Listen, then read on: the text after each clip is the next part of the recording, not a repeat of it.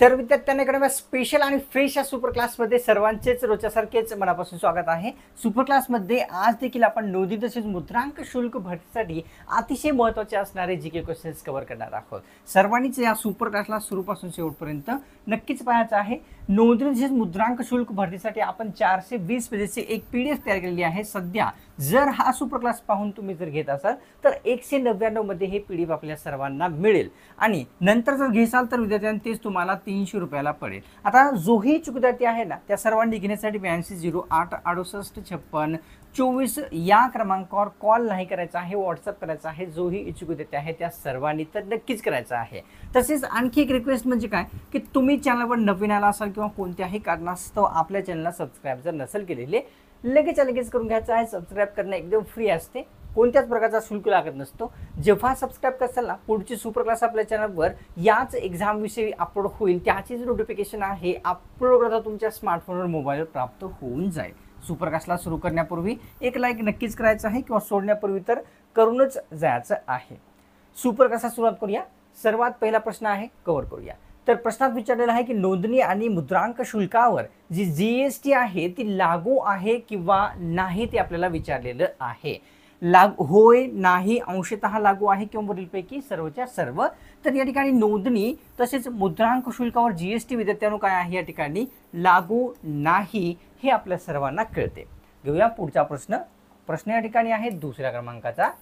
नरोरा अणुऊर्जा प्रकल्प कोणत्या नदीवर आहे सांगायचं।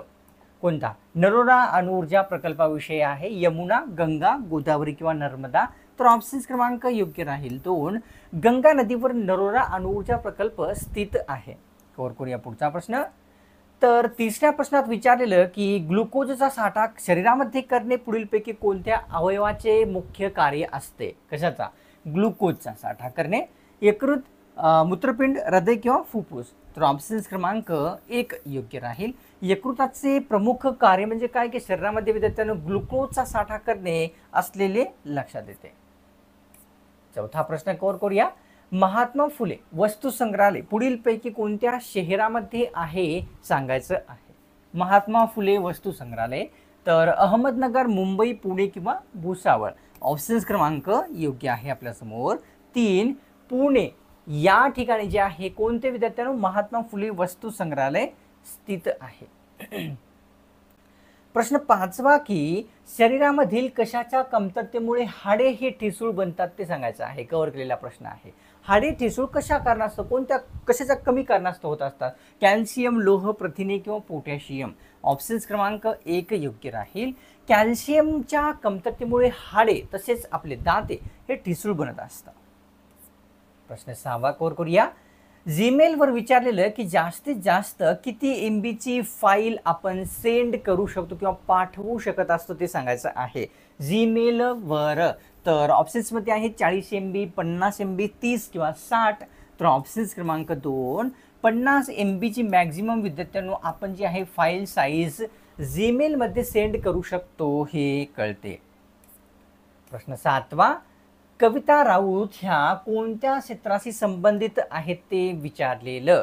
नाव या ठिकाणी लक्षात घ्या।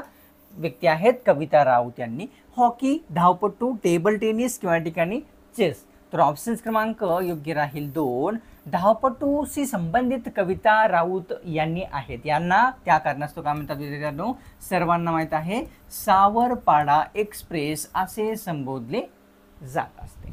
कव्हर करूया पुढचा प्रश्न। तर 8व्या प्रश्नात विचारलं की एक लहरे विद्युत निर्मिती केंद्र पुढीलपैकी कोणत्या जिल्ह्यामध्ये स्थित आहे ते विचारलेलं। या ठिकाणी चांगल्या प्रकारे प्रश्न लक्षात घ्यायचा आहे। विचारलेला आहे एक लहरे विद्युत निर्मिती केंद्र। तर या ठिकाणी ऑप्शन्स मध्ये विद्यार्थ्यांना आपल्याला दिलेले लक्षात येतात की नाशिक, नागपूर, जालना किंवा पालघर। ऑप्शन्स क्रमांक 1 म्हणजेच नाशिक या जिल्ह्यामध्ये एक लहरे अणुविद्युत प्रकल्प केंद्र स्थित असलेले लक्षात येते। प्रश्न 9वा गोबर गॅसमध्ये पुढीलपैकी कोणत्या वायूचा समावेश असतो। कशामध्ये? गोबर गॅसमध्ये। तर मिथेन, प्रोटीन, इथेन किंवा वरीलपैकी सर्व। ऑप्शन्स क्रमांक 1 योग्य राहील। मिथेन वायूचा जो समावेश आहे गोबर गॅसमध्ये असतो हे आपल्या सर्वांना लक्षात घ्यायचं आहे। 10व्या प्रश्नात विचारलेला आहे, राष्ट्रपती पदाच्या कार्यकाळाशी संबंधित असलेले राज्यघटनेतील कोणते कलम आहे? व्यक्ती लक्षात घ्या, राष्ट्रपती आहेत, त्यांच्या कार्यकालाविषयी विचारलेलं आहे. कलम 55, कलम 56, 57 किंवा 58. तर कार्यकाळाशी संबंधित विचारलेलं तर ऑप्शन क्रमांक 2 योग्य आहे. कलम 56 असलेले लक्षात येते. 11वा प्रश्न, पेंच राष्ट्रीय उद्यान खालीलपैकी कोणत्या राज्याच्या सीमेवर आहे ते सांगायचं आहे. राष्ट्रीय उद्यानाचं नाव पेंच राष्ट्रीय उद्यान आहे. महाराष्ट्र, गुजरात, पंजाब किंवा हरियाणा. तर ऑप्शन क्रमांक योग्य आहे विद्यार्थ्यांनो 1, महाराष्ट्र राज्याच्या सीमेवर कोणते आहे? पेंच राष्ट्रीय उद्यान आहे. 12वा प्रश्न, तर भारतातील राष्ट्रीय जलचर प्राणी पुढीलपैकी कोणता आहे? राष्ट्रीय जलचर प्राणी पापलेट, डॉल्फिन, केकड़ा किंवा वरीलपैकी नाही. तर ऑप्शन क्रमांक योग्य आहे 2, म्हणजेच विद्यार्थ्यांनो डॉल्फिन हा जो आहे राष्ट्रीय जलचर प्राणी असलेला लक्षात येतो. 13वा प्रश्न, की केरळ या राज्याचा नृत्य प्रकार पुढीलपैकी कोणता आहे? राज्य लक्षात घ्यायचं फक्त आणि फक्त पूर्वी. तर केरळ आहे. कुचिपुडी, कथकली, गरबा किंवा गरवाली. तर ऑप्शन क्रमांक योग्य राहील 2. कथकली हा केरळ या राज्याचा एक नृत्य प्रकार असलेला आपल्या सर्वांना कळतो. 14व्या प्रश्नात विचारलेलं, डॉक्टर ॲनी बेझंट पहिल्यांदा कोणत्या वर्षी भारतात आलेल्या होत्या ते सांगायचं आहे. डॉक्टर ॲनी बेझंट यांनी तर 1971, 1871, 1891 किंवा 1890.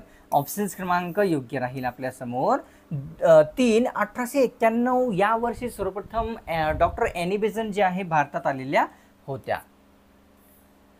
तर या ठिकाणी जयंत नारळीकर यांचे आत्मचरित्र पुढीलपैकी कोणते आहे? व्यक्ती लक्षात घ्या, जयंत नारळीकर यांचे सांगायचं आहे. तर करेचे पाणी आहे का, स्मरण गाथा, 4 नगरातील माझे हे विश्व किंवा कृष्णा काठ. तर ऑप्शन क्रमांक योग्य आहे या ठिकाणी 3, 4 नगरातील माझे विश्व हे जयंत नारळीकर यांचे आत्मचरित्र आहे. प्रश्न या ठिकाणी 16वा, कोणत्या व्यक्तींना बिस्मार्क ऑफ इंडिया असे म्हणतात ते सांगायचं. बिस्मार्क ऑफ इंडिया असे कोणाला म्हणतात? तर सरदार पटेल, अब्दुल कलाम, महात्मा गांधी किंवा पंडित नेहरू. तर ऑप्शन क्रमांक 1 योग्य राहील. सरदार वल्लभभाई पटेल यांना बिस्मार्क ऑफ इंडिया असे म्हणतात. 17वा प्रश्न कव्हर करूया. कोणत्या घटना दुरुस्तीनुसार मूलभूत हक्कातून संपत्तीचा हक्क जो आहे तो वगळण्यात आलेला आहे? मूलभूत हक्कामध्ये संपत्तीचा हक्क पूर्वी होता पण आता नाही, सर्वांनाच माहित आहे.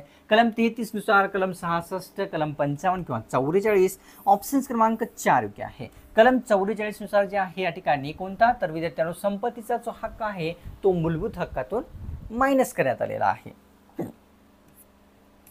प्रश्न 18वा, संविधान सभेची पहिली बैठक विचारलेली आहे की कोणत्या वर्षी किंवा कोणत्या दिवशी झालेली होती किंवा घेण्यात आलेली होती.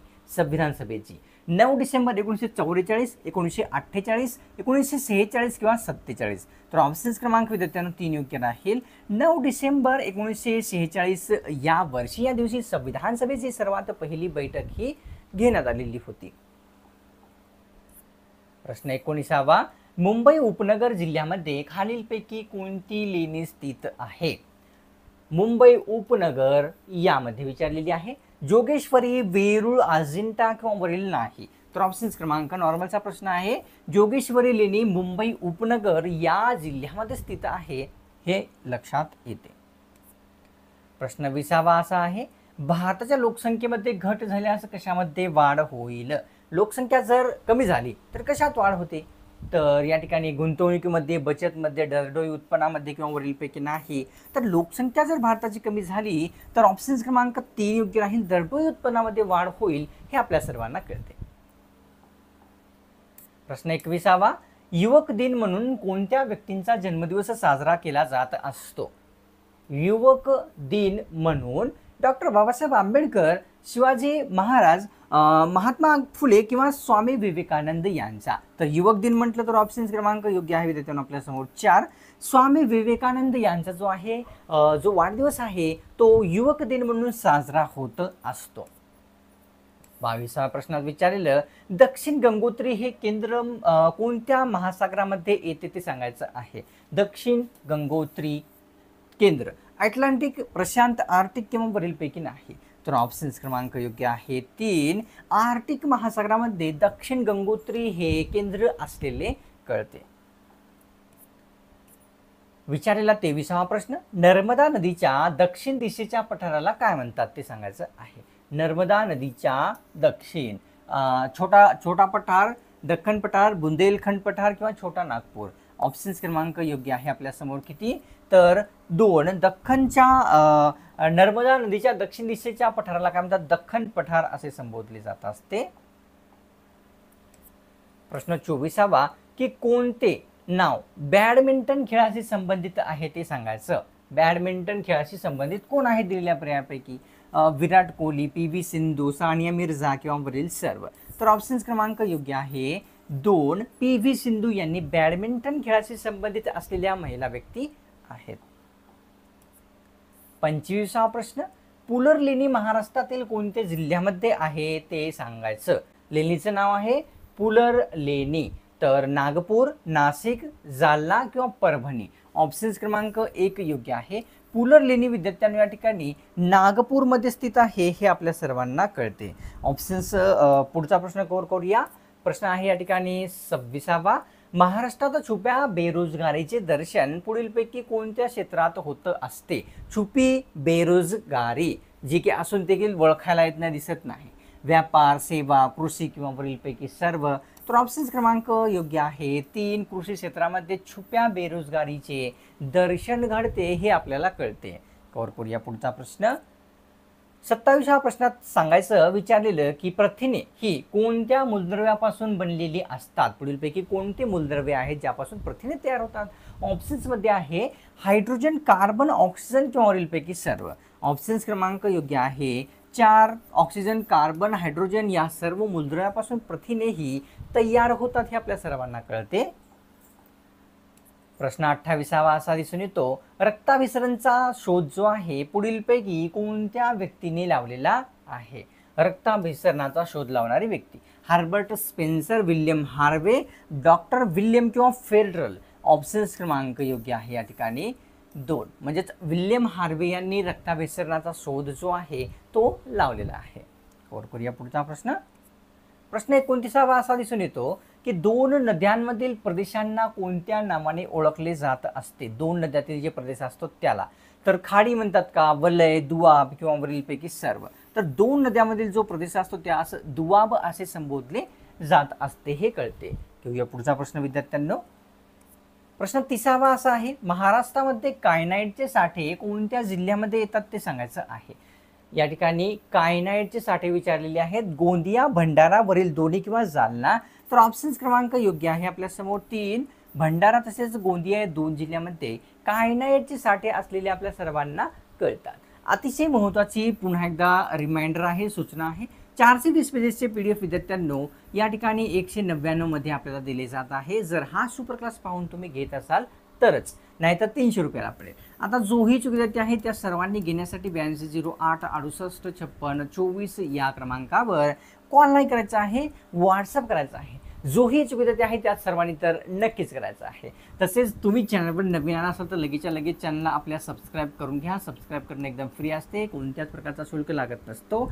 जेव्हा तुम्ही सबस्क्राईब कराल तुमचाच फायदा होईल की पुढची सुपर क्लास तुम्हाला अपलोड करता तुमच्या स्मार्टफोनवर मिळून जाईल. आणि सुपर क्लासला सोडण्यापूर्वी एक लाईक करून तुमच्यातर्फे थोडासा जो प्रोत्साहन आहे तो नक्कीच दाखवायचा असतो. तर लगेच करून घ्या.